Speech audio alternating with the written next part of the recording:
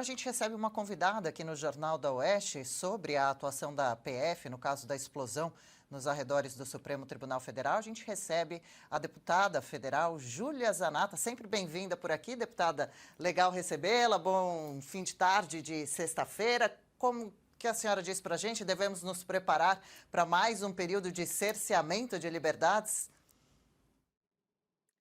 Boa tarde, Adriana. Boa tarde a toda a tua audiência, a audiência da Oeste. Para mim é um prazer estar aqui nessa sexta-feira que é feriado, mas estamos na estrada aqui em Santa Catarina, que aqui a gente não reclama de trabalhar, não. Mas é muito preocupante o que a gente acabou de ver, eu já tinha visto também, a declaração do chefe da Polícia Federal, porque se ele quiser dar opinião sobre isso, ele tem a chance, como qualquer outro brasileiro, de se candidatar e fazer leis no Congresso Nacional. Não é o caso, né? Então, ele já achou um culpado. O culpado para ele e para o Alexandre de Moraes, também vi declarações do ministro Gilmar Mendes falando sobre regulamentar as redes sociais. Tá rolando até um meme na internet que, assim, qualquer coisa que acontece no Brasil, qual é a solução?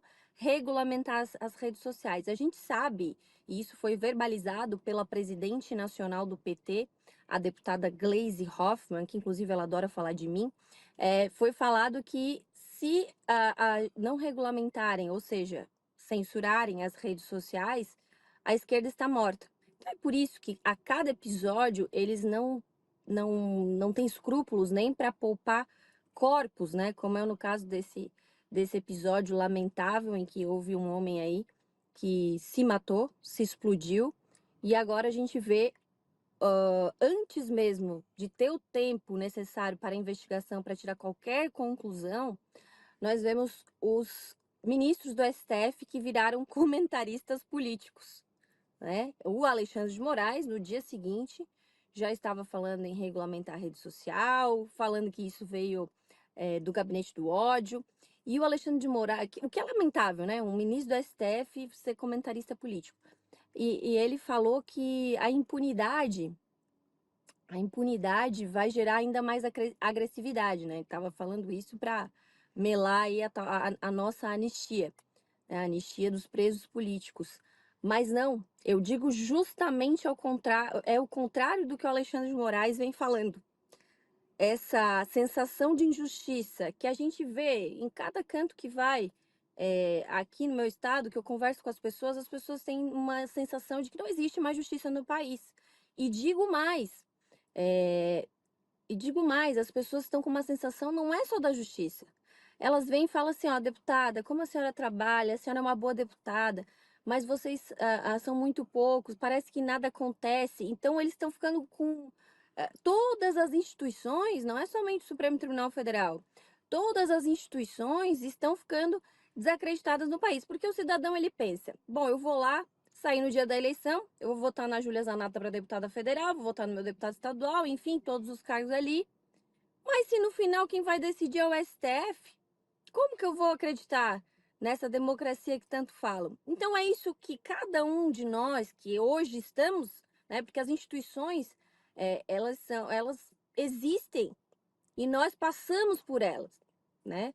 Um deputado, um ministro, não, ninguém é eterno. Então nós temos que fazer ter essa consciência, se é que o ministro Alexandre de Moraes é capaz disso ainda, no ponto que ele já chegou, e pensar, é isso que nós queremos? Porque as pessoas estão ficando doentes, as pessoas estão ficando revoltadas, as pessoas estão ficando, elas não têm mais esperança.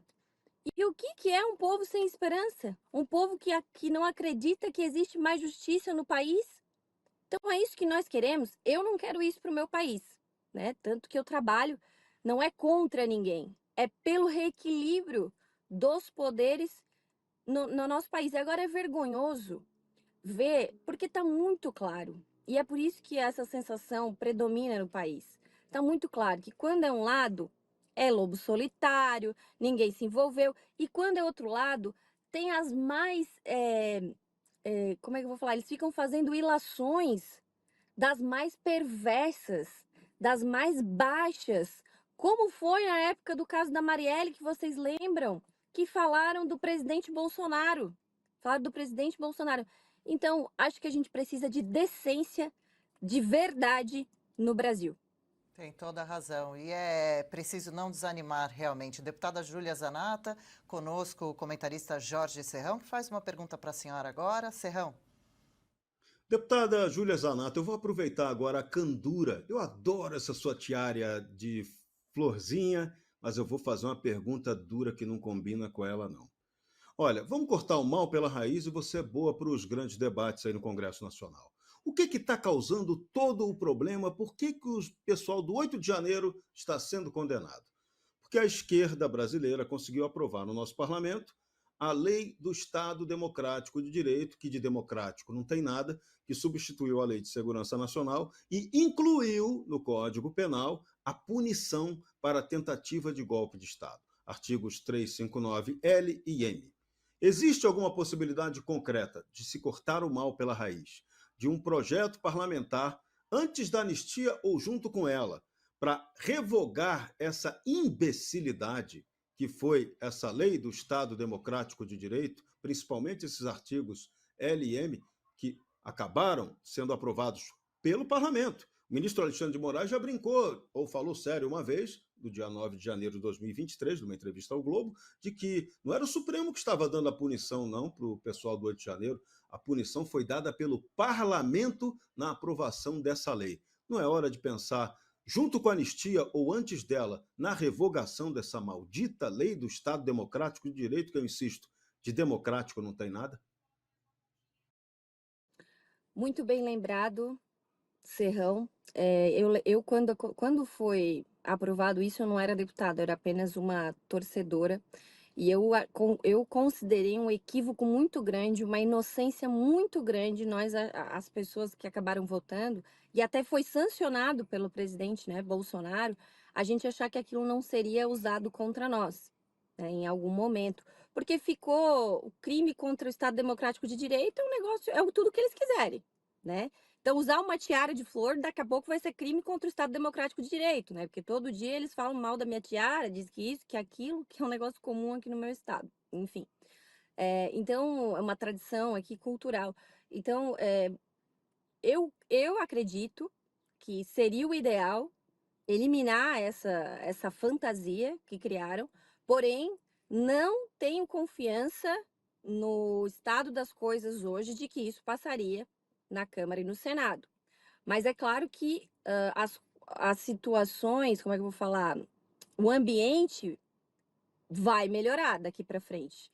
Vai piorar tudo o que está acontecendo no governo Lula, a economia, quem está aí reclamando já pode se preparar que eu não tenho um otimismo sobre o que vai acontecer na economia daqui para frente. Então, isso tudo vai criando um ambiente para a oposição avançar. Não que eu torça contra o meu país, longe de mim.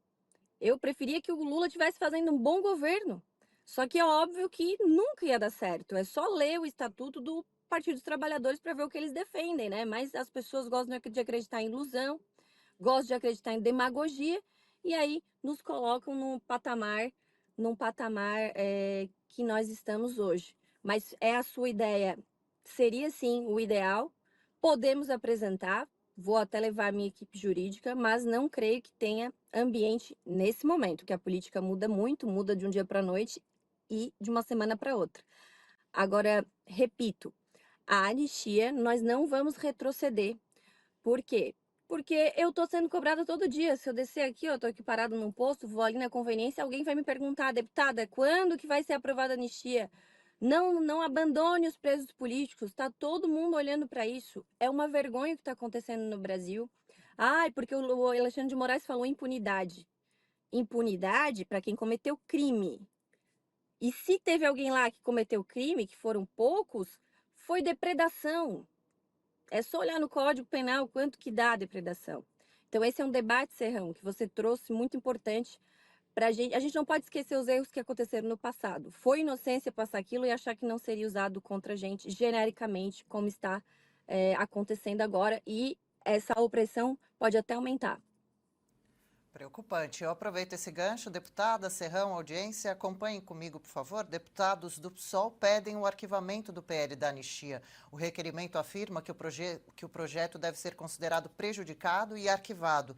De acordo com os parlamentares, o avanço do projeto de lei é um sinal claro de atentado à democracia. Eu abro aspas aqui, será nítida e flagrante a impunidade de criminosos que cometeram todo tipo de atrocidades a pretexto de estarem exercendo o direito à livre manifestação do pensamento, comprometendo a segurança, a locomoção, o trabalho e a integridade física e psicológica das cidadãs e dos cidadãos brasileiros. Eu fecho aspas aqui. Deputada, se puder comentar para a gente, a senhora falava sobre o assunto há pouco, são muitos ainda os presos políticos, alguns inclusive com problemas graves, sérios de saúde, né, pedindo para terem o direito, né, de conseguirem sair, de conquistarem novamente a justa liberdade. De qual forma os parlamentares de oposição podem impedir esse arquivamento? Qual a expectativa da senhora? Isso vai ser uma decisão, claro, que vai caber ao presidente da Câmara, né? Ele tem muito poder. E parece que a gente tem aí algo apalavrado que ele vai sim tocar isso para frente até o final desse ano. Agora, o PSOL é um partido, é um câncer, né, na verdade. O que que é democrático para eles? Essa semana eu estava lá no meu ambiente de trabalho, na CCJ, saí para ir ao banheiro e mulheres ligadas às parlamentares do PSOL, ao movimento, acho que é Juntas o nome, um movimento de feministas, começaram a me chamar de nazistinha, de não sei o quê. Por quê? Porque a gente estava com a PEC da vida ali em pauta. E elas não concordam, que elas têm direito de não concordar. Agora, olha como elas são democráticas. Me atacarem no meu ambiente de trabalho uma mulher, né, que elas dizem defender as mulheres, uma mulher que ocupou um lugar de poder legitimamente e que mais? Estou grávida, então atacaram uma mulher, uma outra mulher que está no meu ventre. Então essa hipocrisia do PSOL, e eu fico abismada como pessoas ainda acreditam de coisas que venham deles com uma uma maquiagenzinha dizendo que é para ajudar o povo trabalhador, né? Porque o que que acontece? Essas pessoas são as mesmas pessoas que mais direitos, só que esses mais direitos custam caro.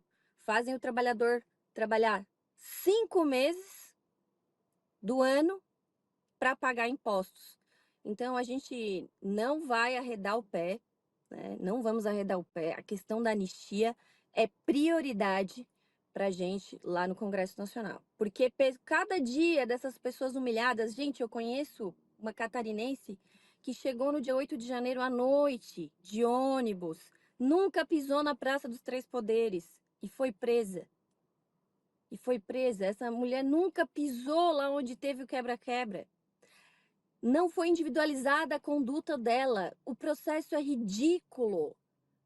O processo dela é a prova de que não existe mais ordem jurídica no país. Realmente, a gente está falando de vidas, né? Esse assunto sensibiliza demais.